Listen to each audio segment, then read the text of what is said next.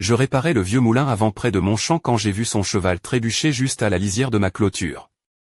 J'ai levé les yeux à temps pour la voir tomber, basculer en avant puis sur le côté, s'écrasant sur la terre sèche de la campagne normande comme un sac de pommes de terre. Par terre, sa monture alezane bavait, paniquée, et elle, immobile, semblait morte, enveloppée dans une robe urbaine déchirée et poussiéreuse. Je m'appelle Julien Moreau, j'ai 40 ans, et je n'avais jamais vu une femme tomber à ma porte avant ce jour-là. Dans son sac en cuir posé à côté d'elle, un bout de papier griffonné, Victoire Lemoine. Un nom parisien, chic, qui jurait avec la poussière de ma ferme. Mais les papiers, ça ment, j'ai appris à ne faire confiance qu'au lever du soleil et à mes vaches. Je l'ai porté jusque dans ma petite maison en pierre, les bras raides de fatigue, sans savoir que ce simple geste allait bouleverser toute ma vie. Que sa présence réveillerait en moi des désirs et des douleurs que j'avais enfouis si profondément que j'en avais presque oublié qu'ils existaient. Que je pouvais vivre 40 ans sans vraiment comprendre la fin, jusqu'à ce qu'elle me regarde avec ses yeux verts pleins de secrets. Elle s'est réveillée en sursaut, brisant le silence de la cuisine comme une lame. J'étais figé, le café à mi-chemin de la tasse à ma bouche. 36 heures que je l'avais trouvée inconsciente, et j'avais fini par m'habituer à son souffle régulier. Le silence soudain m'a serré la poitrine. « Reste tranquille », j'ai dit, sans me retourner, la voix plus rauque que prévu. « Tu es en sécurité. » Elle s'est redressée lentement, ses cheveux noirs tombant en cascade sur ses épaules, et sa robe déchirée laissait entrevoir la courbe délicate de son cou et l'ombre appétissante entre ses seins. Son regard, pourtant, restait vif, calculateur, comme celui d'une Parisienne habituée à jauger les sorties et les issues. « Où suis-je » Sa voix mêlait l'accent bourgeois des beaux quartiers et une crainte brute, presque désespérée. « Chez moi, ferme de la Croix-Blanche, dans le Calvados. J'ai trouvé ton cheval mort, et toi, évanoui. » Elle a observé ma maison, pleine de meubles anciens et d'outils agricoles, avec un mélange d'étonnement et de méfiance. Son regard était une invitation muette, un défi.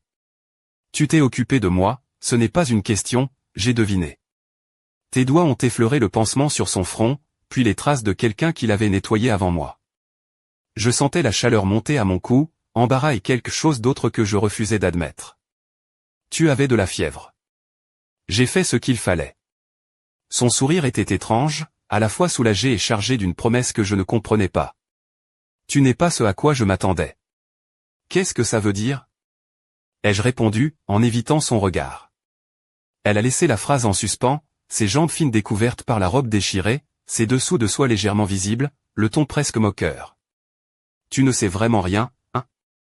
J'ai senti le rouge me monter aux joues, incapable de lui répondre. Combien as-tu ? 40 ans. Oui, en novembre. Tu vis seul ici ? Depuis la mort de ma mère. 5 ans déjà. Elle a penché la tête, son regard glissant sur mes lèvres, mon torse, comme si elle cherchait à déchiffrer un secret. As-tu déjà été avec une femme, Julien ? La tasse m'est tombée des mains, le café s'étalant sur le vieux plancher. Oui, enfin non, pas vraiment. Ma mère disait que les femmes amènent que des ennuis. Elle a ri, un son clair et moqueur qui m'a fait grimacer. Pauvre homme. Tu t'en sors bien tout seul, hein ? Je me débrouille, oui. Elle s'est levée, et le mouvement a fait glisser la robe, dévoilant un peu plus ses courbes. Se débrouiller et vivre, ce n'est pas la même chose. Elle s'est approchée, silencieuse, gracieuse, pieds nus sur le parquet. J'ai reculé jusqu'au mur, le cœur tambourinant. Qu'est-ce que tu fais ? Tu m'as sauvé. Elle s'est agenouillée près de moi, si proche que je sentais son souffle chaud sur ma peau. Je peux t'apprendre quelques trucs, Julien. Apprendre quoi ? Son sourire était doux, dangereux. Ce qui te manque. Elle s'est installée en tailleur sur le sol, comme si on allait discuter de la météo, mais son regard brûlait. Regarde-moi quand je te parle. J'ai essayé, j'ai vraiment essayé, mais mon regard fuyait toujours vers le décolleté ouvert de sa robe, le rythme de sa respiration. Arrête ça. A-t-elle dit sèchement. Arrêter quoi ? De me regarder comme si tu commettais un péché. Elle s'est penchée, un soupçon de dentelle juste visible au bord de sa robe. Le désir n'est pas une honte, Julien. C'est humain. J'ai baissé les yeux, honteux. Ta mère est morte. Elle a parlé si brusquement que ça m'a frappé comme un coup. Je suis désolé, c'était dur, mais elle est partie, et toi, tu es là. Tu ne veux pas savoir ce que ça veut dire? Pendant 3 jours, elle m'a appris plus que des choses sur le désir. Comment parler sans fixer mes bottes, lire les signes dans un regard, une posture, un geste. Comment approcher sans effrayer. Le 4e matin, au petit déjeuner, elle a accepté mon café sans que nos doigts se frôlent. Un exploit. Tu apprends vite, a-t-elle dit. Mais tu retiens encore. Je l'ai regardée, la lumière du matin faisant briller ses cheveux d'un noir de jais. De quoi je retiens? Elle s'est penchée en arrière, tirant sa chemise empruntée sur sa poitrine, et mes jointures ont blanchi autour de ma tasse. Pourquoi es-tu vraiment ici, Julien? Son nom m'a électrisé. Je fuyais quelque chose, quelqu'un. Mon frère, Marcus. Il utilise ma présence pour cacher ses magouilles. Maintenant que tout s'effondre, il veut que je disparaisse. Il veut me faire passer pour la coupable, la voleuse, la séductrice. Elle a ri, sans humour. Je ne saurais même pas comment séduire un homme, même si ma vie en dépendait. J'ai du mal à le croire. Elle a penché la tête, m'observant. Que ferais-tu si j'essayais de te séduire maintenant? J'ai senti la question suspendue comme un coup de feu. Je ferais probablement un idiot de moi-même. Elle s'est levée, s'approchant, sa main sur mon épaule, ses doigts dessinant la ligne de mes muscles. Je demande ce que tu ferais, pas ce que tu ressentirais. Mon souffle s'est coupé. Touche-moi, a-t-elle murmuré. Ces mots m'ont frappé comme un cri. Je ne peux pas. Pourquoi? Parce que je suis un idiot, et parce que si je commence, je ne pourrai pas m'arrêter. Ses doigts sont restés immobiles. Et pourquoi penserais-tu que je voudrais que tu t'arrêtes? Le bruit des sabots a brisé l'instant. Je me suis levé, le fusil en main avant qu'elle n'ait réalisé. 4 cavaliers approchaient, lents, délibérés. À terre. Ai-je ordonné? Elle s'est glissée derrière la table en chêne massif. C'est eux, a-t-elle chuchoté, le visage pâle. C'est Marcus, sur le cheval noir.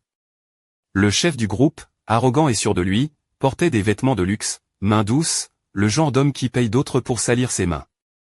Ils veulent quoi? Que je me rende ou que je crève? Peu importe.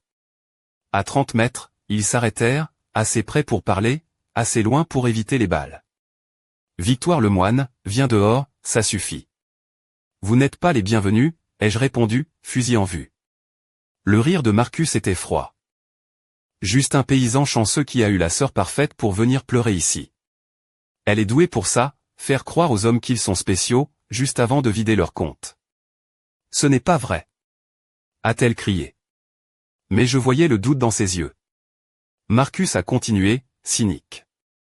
Belle femme apparaît de nulle part, a besoin d'aide, et toi, tu deviens le héros. Combien d'argent as-tu déjà donné? Combien de secrets as-tu appris?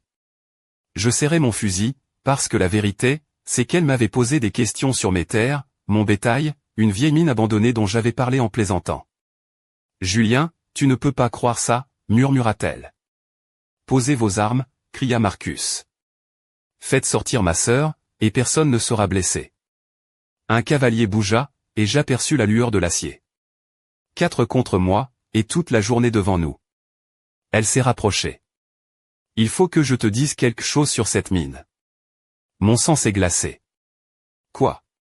J'ai envoyé un télégramme à mon avocat à Paris, pour lui prouver que j'étais en sécurité, que j'avais trouvé quelqu'un de confiance. Tu les as menés ici? Marcus s'impatientait.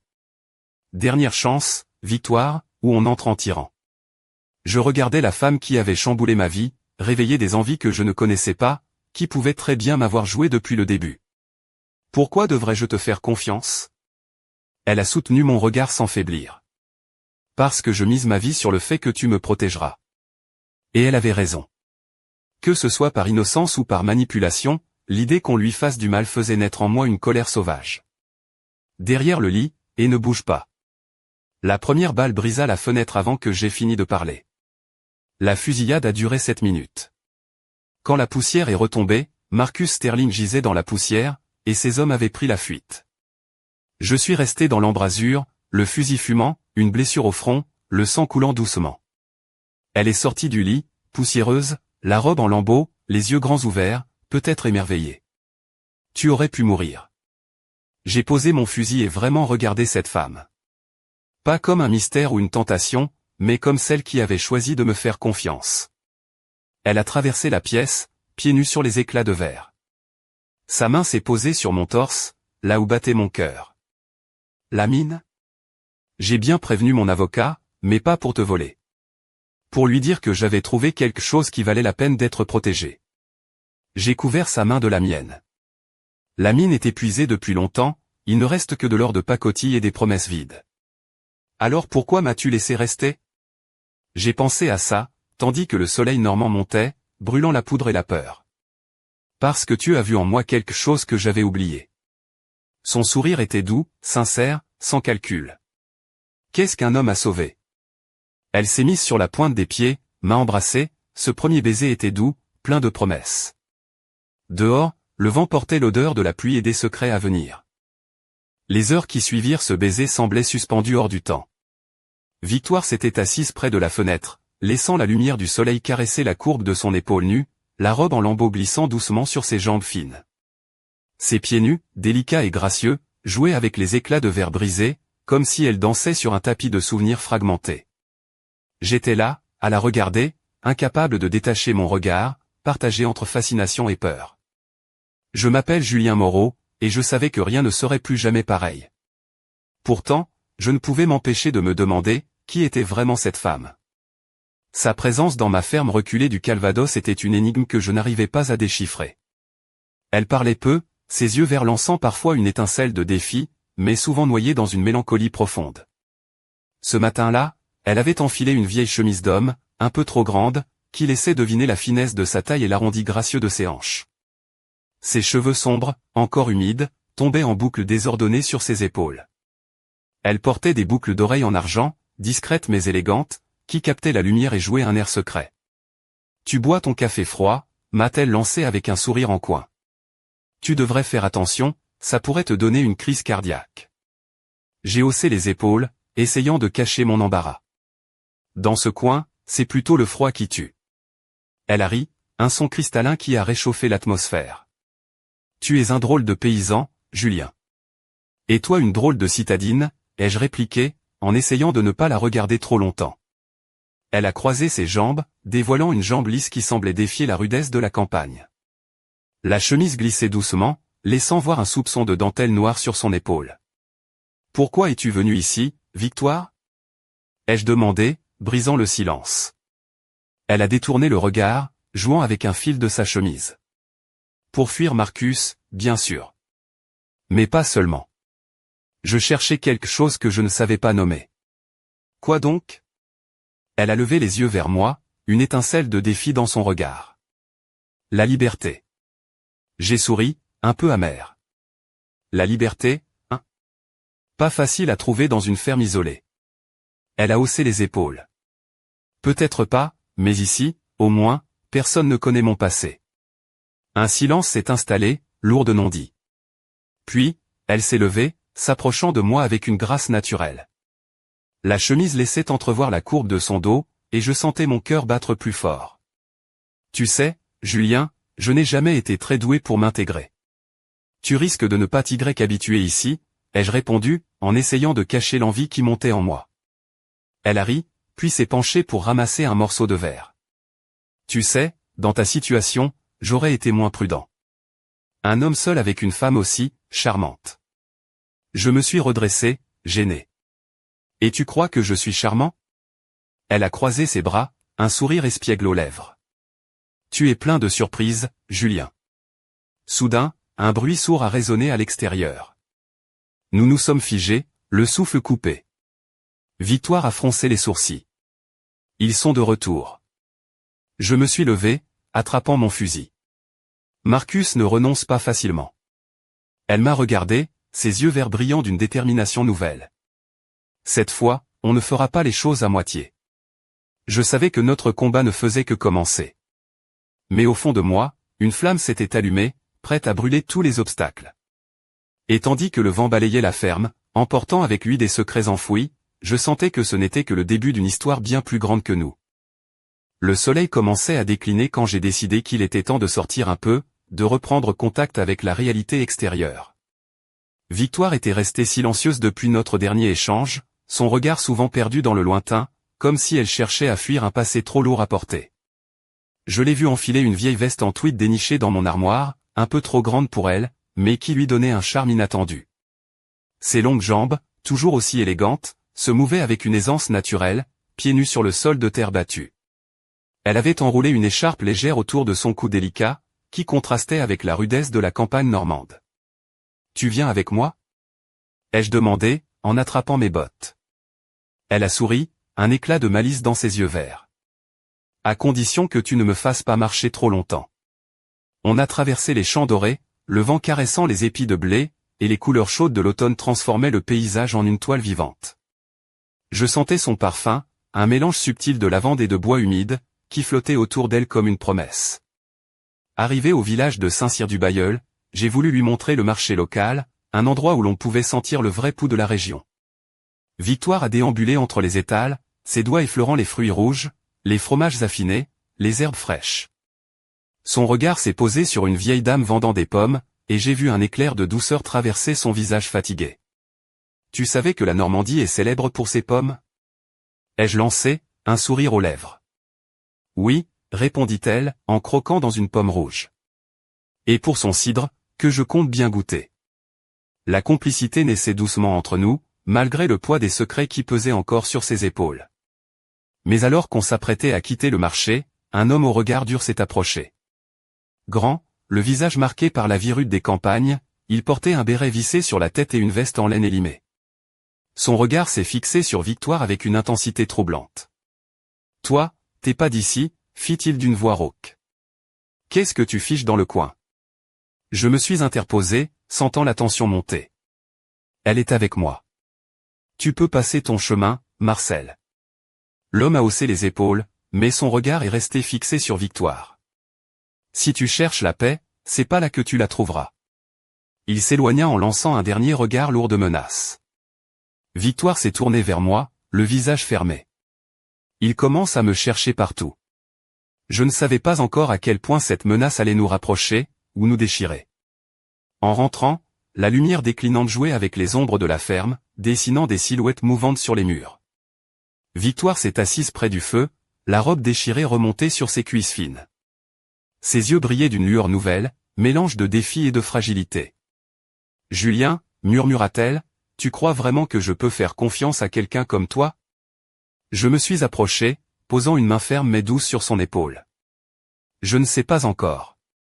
Mais je suis prêt à essayer. » Le vent soufflait dehors, emportant avec lui les secrets de la nuit, et je sentais que notre histoire ne faisait que commencer.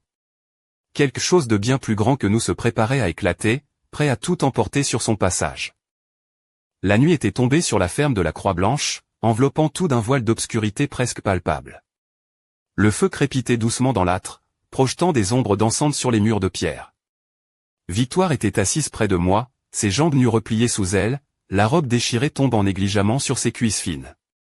Ses cheveux noirs, légèrement emmêlés, encadraient son visage avec une douceur presque hypnotique. Un collier simple en argent brillait faiblement à son cou, attirant parfois mon regard comme un aimant. « Julien, murmura-t-elle, il faut que tu comprennes quelque chose. » Je l'ai regardée, intrigué par le ton grave qu'elle avait pris. « Je ne suis pas seulement une femme en fuite. Je porte un secret qui peut nous détruire tous les deux. » Son regard vert s'accrochait au mien, chargé d'une intensité troublante. Je sentais mon cœur s'emballer, mêlant peur et curiosité. « Qu'est-ce que tu veux dire ?» ai-je demandé, ma voix rauque trahissant mon inquiétude. Elle a pris une profonde inspiration, ses doigts jouant nerveusement avec le tissu de sa robe. Marcus n'est pas seulement un frère violent et corrupteur. Il est lié à quelque chose de bien plus sombre. Une histoire que je ne peux pas encore te révéler, mais qui pourrait bien nous coûter la vie. Je me suis approché, posant ma main sur la sienne, sentant la chaleur de sa peau contre la mienne. Tu n'es pas seul. On affrontera ça ensemble. Un silence s'est installé, seulement troublé par le crépitement du feu. Puis, soudain, un bruit sourd retentit à l'extérieur, suivi d'un craquement. Victoire se redressa d'un bond, les yeux écarquillés. « Ils sont là » murmura-t-elle. Je me suis levé, le fusil en main, et j'ai rejoint la fenêtre. Dans la nuit noire, j'ai aperçu 4 silhouettes avançant lentement vers la maison. Le vent portait leur odeur âcre de sueur et de poudre. « Prépare-toi » ai-je dit d'une voix ferme. Victoire s'est levée, ses mouvements gracieux et silencieux, la chemise d'homme glissant sur ses formes délicates. Elle a attrapé un couteau de chasse posé sur la table, ses doigts serrant la poignée avec détermination. « Je ne te laisserai pas affronter ça seul, Julien. » Leurs ombres grandissaient, menaçantes, tandis que le temps semblait s'étirer à l'infini. Chaque seconde était un coup de tonnerre dans ma poitrine. Puis, sans prévenir, les premières balles ont sifflé, brisant le silence. Le combat s'est engagé, brutal, sauvage. Je tirais, protégeant Victoire derrière la vieille table en chêne, tandis qu'elle ripostait avec une précision étonnante. Le souffle court, le cœur battant à tout rompre, j'ai vu la silhouette de Marcus s'effondrer dans la poussière, son rire cruel étouffé à jamais. Ces hommes ont fui, emportant avec eux la menace, mais pas la peur. Quand le silence est revenu, Victoire s'est approchée, essoufflée, la robe tachée de poussière et de sang. Ses yeux brillaient d'un éclat nouveau, mélange de victoire et de peur. « Ce n'est pas fini, Julien. Ils reviendront. » Je l'ai prise dans mes bras, sentant la fragilité sous sa force apparente. « Quoi qu'il arrive, je serai là. Jusqu'au bout. » Et tandis que la nuit s'étendait sur la campagne normande, je savais que notre combat ne faisait que commencer. Un mystère plus profond nous attendait, tapi dans l'ombre, prêt à surgir au moment où on s'y attendrait le moins. Les jours suivants, la ferme semblait à la fois paisible et suspendue à un fil invisible. Victoire restait souvent près du poêle, enveloppée dans une couverture légère, ses doigts glissant distraitement le long de la trame rugueuse, tandis que je m'occupais du bétail et des champs. Mais derrière cette routine fragile, une tension sourde s'installait, un secret qui pesait sur nos épaules comme une ombre menaçante. Un après-midi, alors que le ciel normand s'obscurcissait sous des nuages lourds, Victoire m'a demandé de l'accompagner au village. Elle voulait voir une vieille amie, une certaine Madeleine, qui pourrait peut-être l'aider à comprendre ce passé qu'elle fuyait. J'ai accepté, malgré le poids de l'inquiétude. Madeleine était une femme dans la cinquantaine, aux cheveux poivre et sel relevés en un chignon strict, portant une robe fleurie un peu défraîchie et des bottines en cuir usé. Son regard, vif et perçant, semblait capable de lire au-delà des apparences. Lorsqu'elle a vu Victoire, ses traits se sont adoucis, mais une lueur d'inquiétude est restée dans ses yeux. « Tu n'aurais pas dû revenir ici », lui a-t-elle dit à voix basse, en la serrant dans ses bras. Victoire a frissonné, mais n'a rien répondu. Madeleine nous a conduits dans une petite pièce à l'arrière de la boutique, où des piles de livres anciens et de documents poussiéreux s'entassaient. Elle a sorti un carnet relié en cuir, usé par le temps. « Voilà ce que tu cherches, Victoire. Ce carnet appartenait à ta mère. Il contient des secrets que Marcus voulait garder cachés. » Je suis resté en retrait, observant les deux femmes, sentant que ce moment allait changer le cours des choses. Victoire a ouvert le carnet avec précaution. Ses yeux ont parcouru les pages jaunies, ses lèvres murmurant des noms, des dates, des lieux. Puis, soudain, son visage s'est figé. « Julien, ce n'est pas seulement la mine. Ma famille est mêlée à une affaire bien plus dangereuse. Des trafics, des alliances secrètes, des trahisons. » Madeleine a hoché la tête. « Marcus a détruit des vies pour garder ses secrets. Toi aussi, tu es en danger. » De retour à la ferme, une pluie fine commençait à tomber, mêlant l'odeur de la terre mouillée à celle du bois brûlé. Victoire, tremblante, m'a tendu le carnet. Je ne peux pas fuir plus longtemps. Il faut que je fasse face, mais je ne peux pas le faire seul. Je lui ai pris la main, sentant la force fragile de sa détermination. On affrontera tout ça ensemble, Victoire. Jusqu'au bout. Mais dans le silence de la nuit, alors que la maison semblait s'endormir, une ombre glissa près de la fenêtre. Quelqu'un nous observait. Quelqu'un qui savait que le secret venait d'être découvert. Et je compris que notre combat venait de franchir une nouvelle frontière, plus dangereuse, plus intime. Le mystère s'épaississait, et avec lui, le danger grandissait, prêt à tout emporter sur son passage. L'aube se levait sur la ferme de la Croix-Blanche, baignant les champs de blé d'une lumière douce et dorée. Victoire était déjà debout, assise à la table de la cuisine, le carnet entrouvert devant elle. Elle portait une robe en coton blanc, simple, qui épousait délicatement la courbe de ses épaules et dévoilait un peu de sa peau laiteuse sous le tissu léger. Ses pieds nus touchaient à peine le sol froid, et une fine chaîne en argent ornait son cou, scintillant doucement à chaque mouvement. Je l'observais en silence, partagé entre admiration et inquiétude. La révélation de la veille pesait sur nous comme une menace sourde, mais elle ne montrait rien, seulement une détermination farouche. « Julien, murmura-t-elle en levant les yeux vers moi, il faut qu'on aille à la mine. » Je fronçai les sourcils, surpris. « La vieille mine ? Mais c'est dangereux, surtout avec Marcus et ses hommes qui rôdent encore. » Elle me fixa intensément, une lueur de défi dans ses yeux verts. C'est là que tout a commencé. C'est là que se cache la vérité. Et je ne peux plus rester dans l'ignorance. Je me suis levé, enfilant rapidement ma veste en cuir usé. Alors allons-y. Mais il faut être prudent. La route vers la mine serpentait à travers les collines verdoyantes, les arbres d'automne dessinant des ombres mouvantes sur le chemin. Victoire marchait à mes côtés, sa démarche élégante malgré la tension palpable.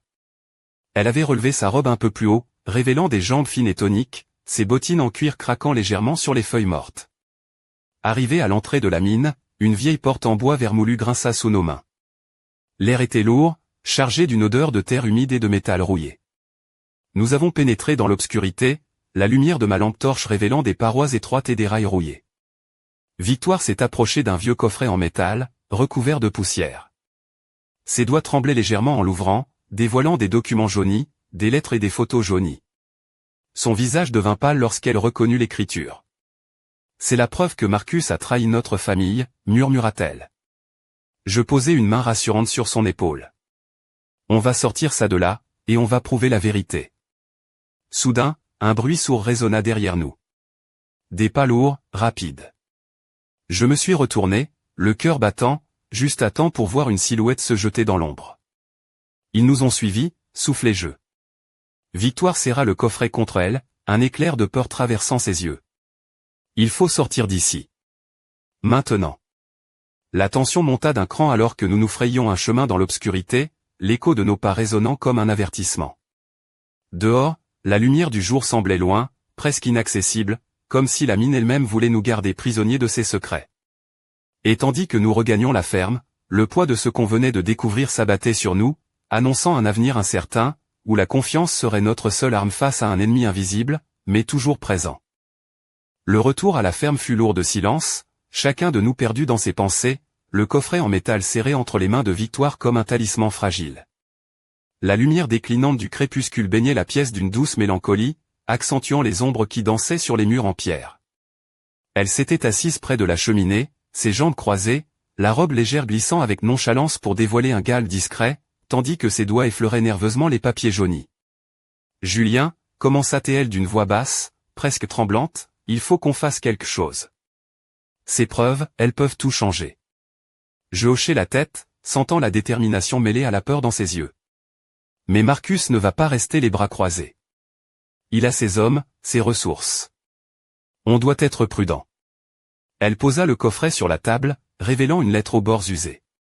En la lisant, je compris que la trahison allait bien au-delà de ce que j'avais imaginé, détournement de fonds, alliance avec des hommes puissants à Paris, et un plan pour déposséder la famille Lemoine de toutes ses terres.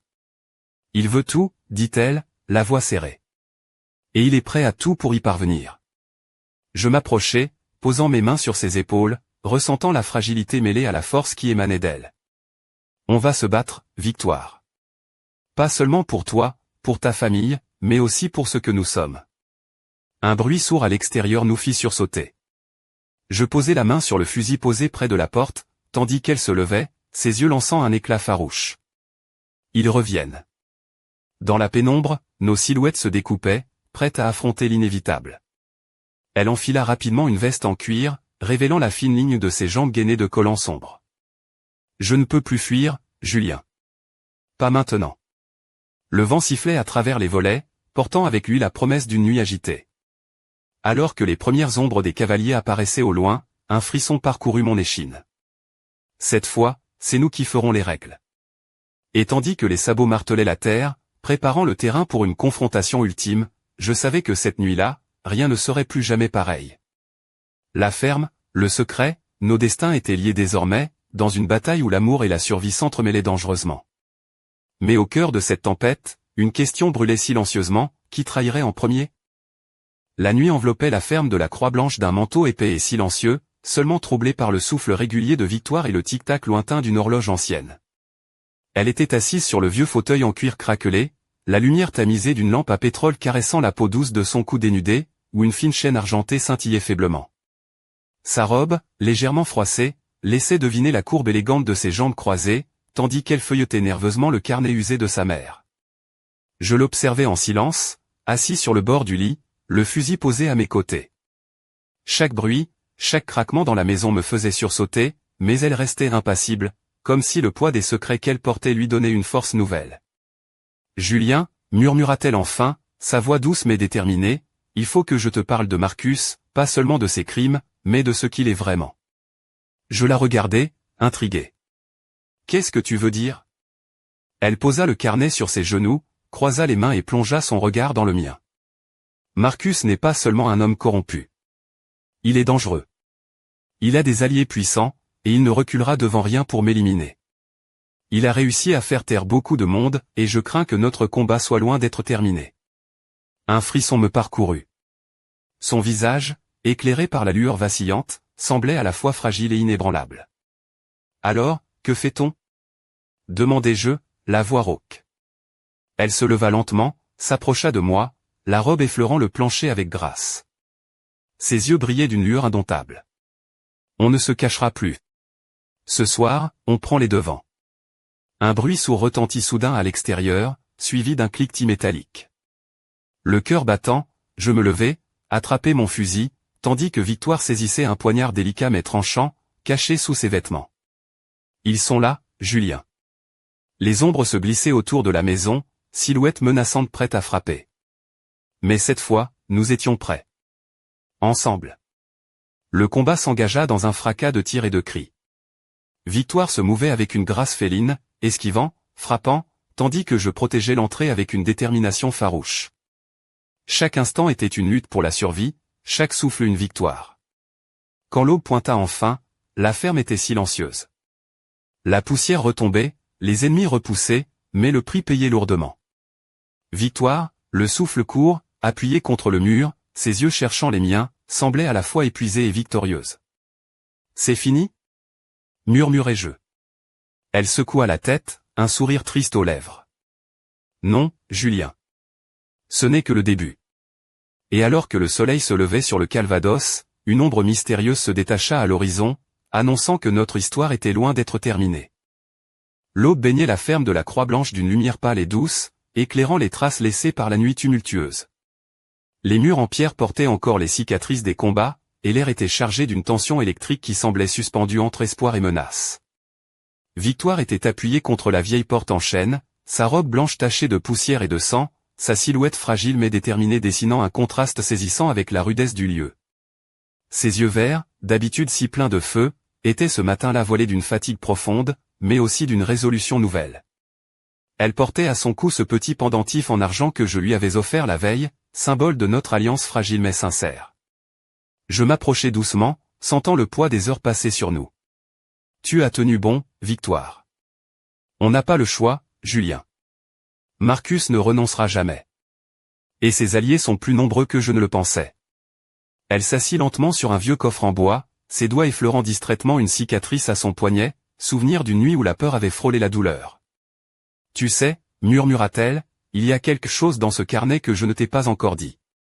Un secret que ma mère cachait, un secret qui pourrait tout changer. » Je la regardai, le souffle coupé. « Quoi donc ?» Elle hésita, puis sortit une vieille photo en noir et blanc. On y voyait une femme élégante, au regard froid et déterminé, posant fièrement devant une maison de maître. C'est ma grand-mère. Celle dont personne ne parle. Elle avait ses propres ennemis, ses propres secrets. Et ce que Marcus cherche à cacher, c'est lié à elle. Un frisson me parcourut. L'histoire de cette famille semblait s'enfoncer dans des méandres obscurs, où se mêlaient trahison, passion et vengeance. On doit découvrir la vérité, dis-je d'une voix ferme. Victoire hocha la tête, un éclat de défi dans ses yeux. Mais pour ça, il faudra aller plus loin que la ferme, au-delà des collines, dans les ruelles sombres de Cherbourg. Là où le passé de ma famille a commencé à basculer. Je sentis mon cœur s'accélérer, mêlant peur et excitation. Alors, on y va. Elle sourit, un sourire doux et dangereux à la fois, tandis que dehors, le vent se levait, emportant avec lui les promesses d'un avenir incertain. Et tandis que le jour se levait sur le Calvados, une question demeurait suspendue dans l'air, jusqu'où étions-nous prêts à aller pour déterrer les secrets enfouis, et quel prix serions-nous prêts à payer? Parce que dans l'ombre, quelqu'un nous observait, attendant le moment parfait pour frapper à nouveau. Les rues pavées de Cherbourg s'étiraient sous la lumière blafarde d'un réverbère vacillant, dessinant des ombres mouvantes sur les façades anciennes. Victoire marchait devant moi, la silhouette élancée enveloppée dans un trench-coat noir qui contrastait avec la douceur de ses traits. Ses cheveux noirs, relevés en un chignon lâche, laissaient s'échapper quelques mèches rebelles qui caressaient la courbe délicate de son cou. Ses talons claquaient doucement sur le pavé humide, un rythme hypnotique qui trahissait à la fois sa détermination et son élégance naturelle. Je la suivais, le cœur battant, serrant dans ma main le carnet usé par le temps, comme un passeport vers un passé obscur et dangereux. La ville semblait endormie, mais je sentais l'électricité dans l'air, une tension prête à éclater. « Tu es sûr de vouloir revenir ici ?» lui ai-je demandé, la voix basse. Elle s'est arrêtée, tournant la tête vers moi, un sourire mystérieux aux lèvres.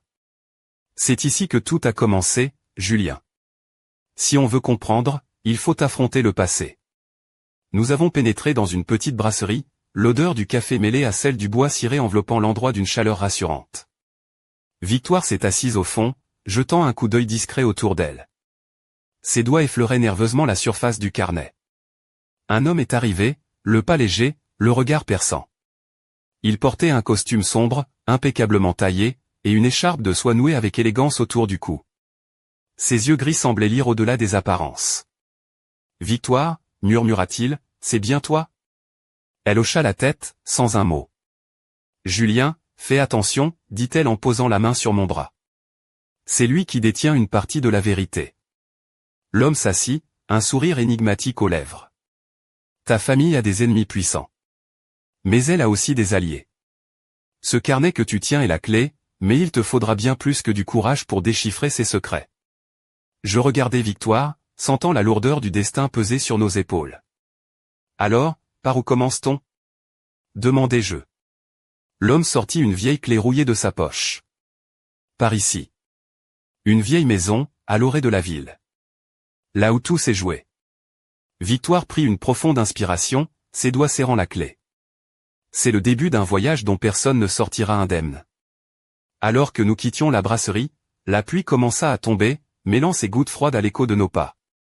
Une ombre furtive nous suivait, invisible mais présente. Et dans le murmure du vent, une promesse sinistre résonnait, le passé n'a pas dit son dernier mot, et les vérités que nous cherchons pourraient bien nous détruire. Le mystère continue,